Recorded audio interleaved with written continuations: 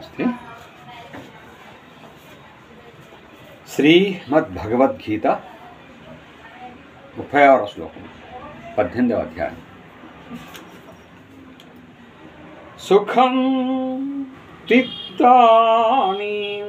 త్విదానీం త్రివిధం శృణు మే భరతర్షభా అభ్రాసాద్రమతే యత్ర దుఃఖాంతం చ నిగచ్చతి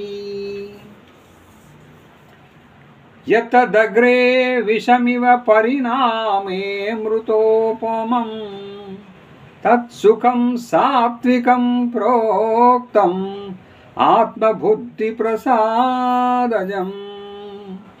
ఓ భరతశ్రేష్ఠ, 3 విధములకు సుఖములను గూర్చి నేను చెప్పేదను వినుము. ఏ సుఖమునందు సాధకుడు భజన ధ్యాన సేవాదులను నరచి ఆనందించునో, దుఃఖములను అతిక్రమించునో, ప్రారంభమునందు నిషతుల్యముగా దుఃఖకరముగా గోచరించినప్పటికీ పరిణామమున అమృతతుల్యమైన పరమాత్మకు సంబంధించిన విషయములలో నిమగ్నమగునో అట్టి సుఖమును సాత్విక సుఖము అని అందురు.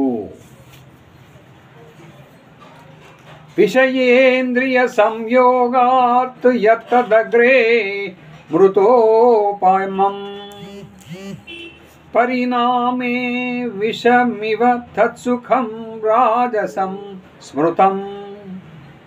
విషయేంద్రియ సంయోగము వలన కలుగు సుఖము మొదట భోగానుభవ సమయమునందు అమృతతుల్యముగా అనిపించినను పరిణామమున అది విషతుల్యమగును. అట్టి సుఖమును రాజసుఖమందురు. యదగ్రే చానుబంధే చ సుఖం మోహనమాత్మనః నిద్రాళస్య ప్రమాదోత్థం తత్తామసముదాహృతం. నిద్ర, సోమరితనము, ప్రమాదము, మోహముల వలన ఉత్పన్నమగు సుఖమును తామస సుఖము అని అందురు. ఇట్టి సుఖము భోగ సమయమునందును పరిణామమునందును ఆత్మను మోహింపచేయుచుండును. న తదస్తి పృథివ్యాం వా దివి దేవేషు వా పునః సత్వం ప్రకృతిజైర్ముక్తం యదేభిః స్యాత్ త్రిభిర్గుణైః.